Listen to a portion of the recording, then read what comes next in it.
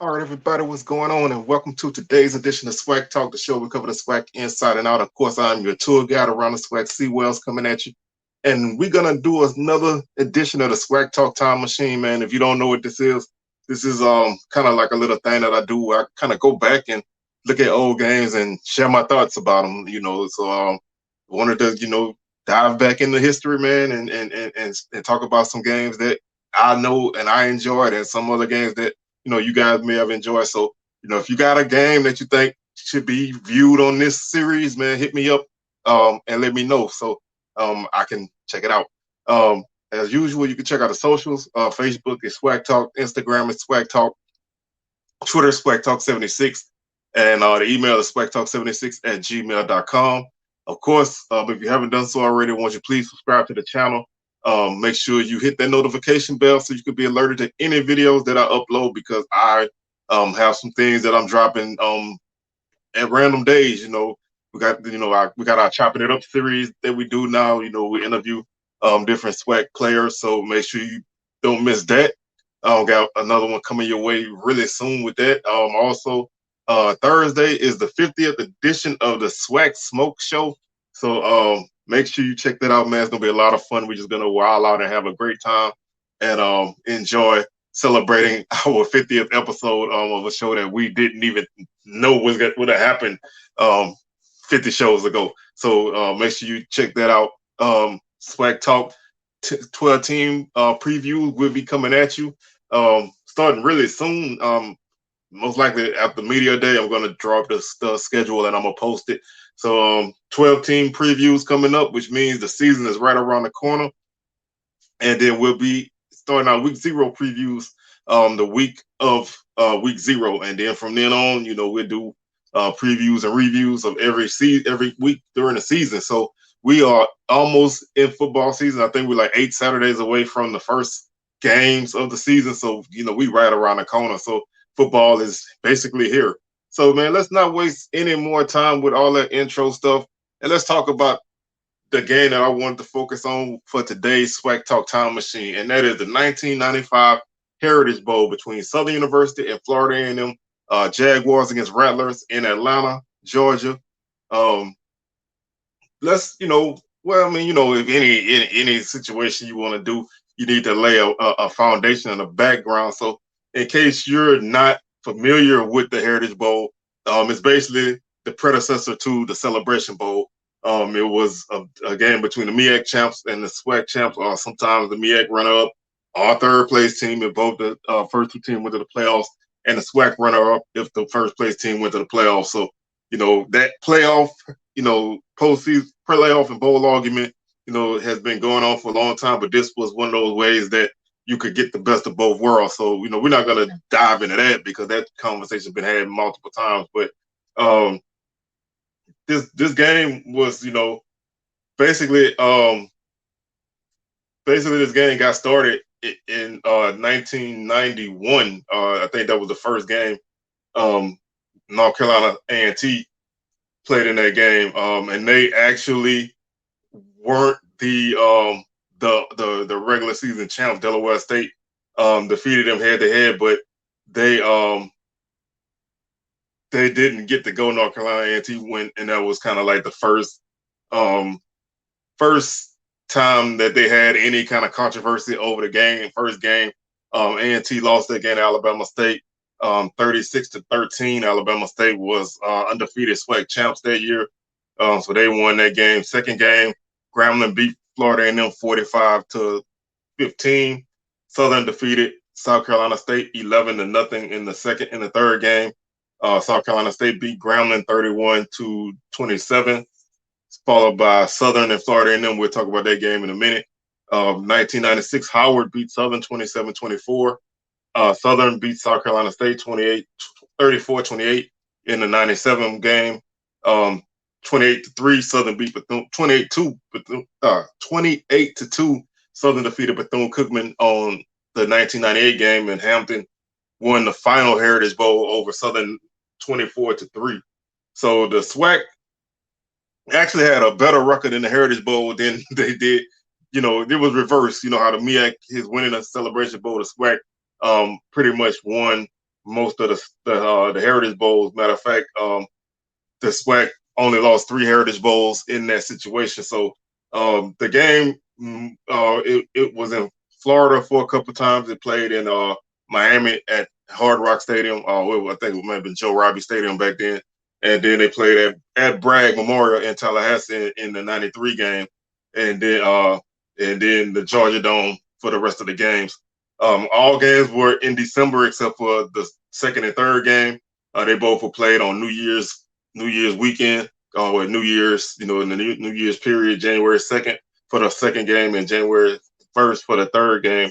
Other than that, they were all played in late December, typically right around the New Year's time, right after Christmas. The last game was actually played on December 18th.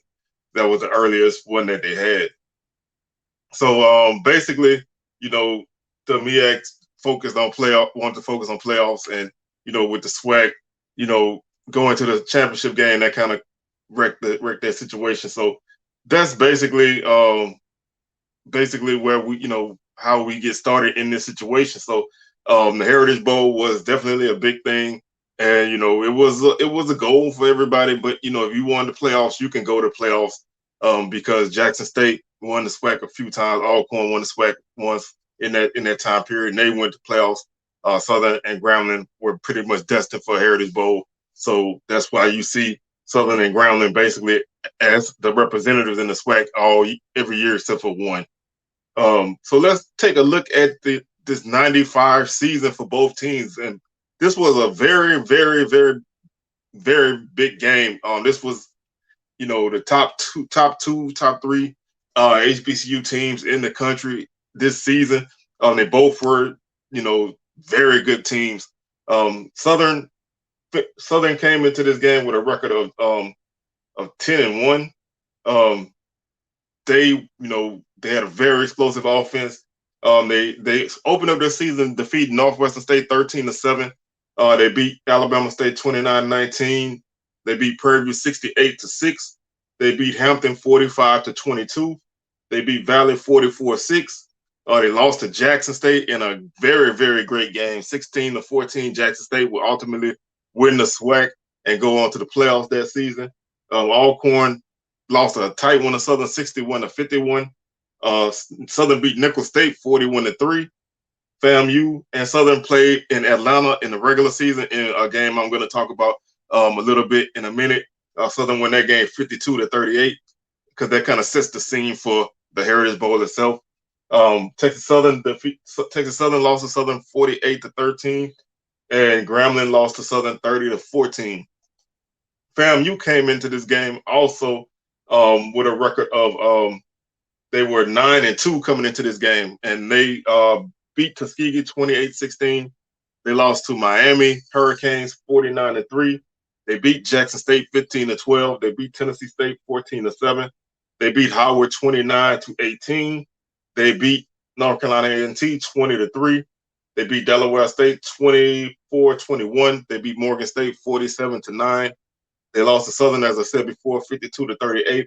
They beat South Carolina State 28-21, and they beat Bethune-Cookman 43-0 to finish undefeated in the MEAC and win the championship, win the MEAC championship.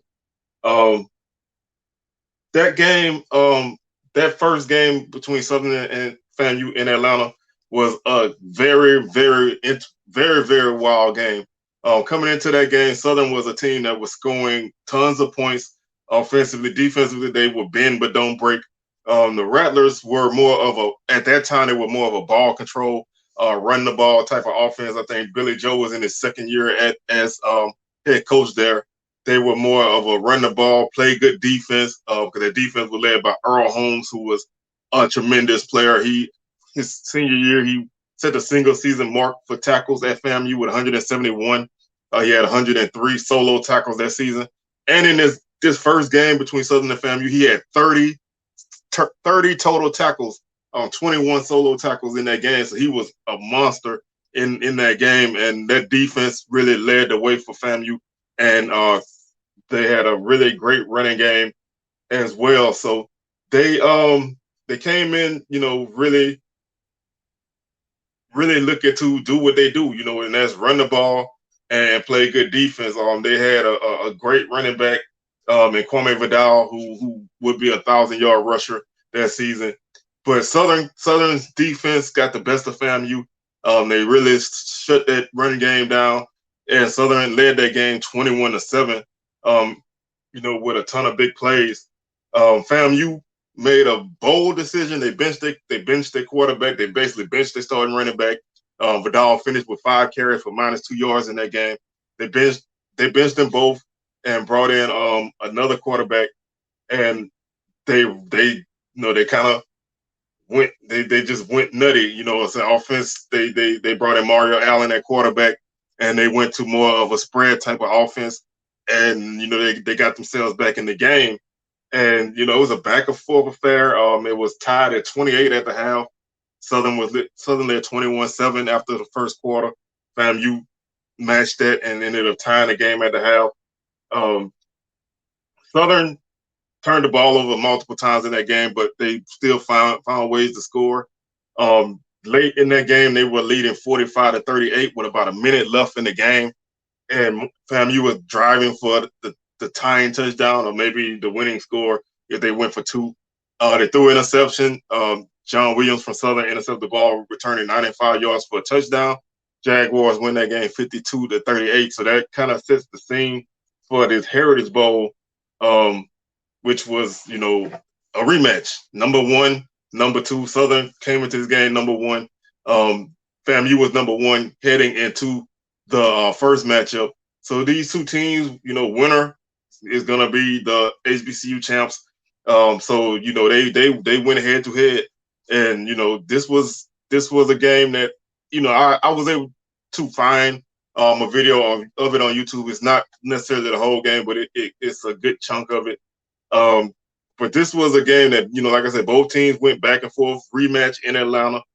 These are two rivals. This game was this was what the Heritage Bowl was all about. You putting together two really good teams. Your top 2 teams one of the top 2 teams from the SWAC against the top team from the MEAC, and this game was pretty much everything that it was meant to be.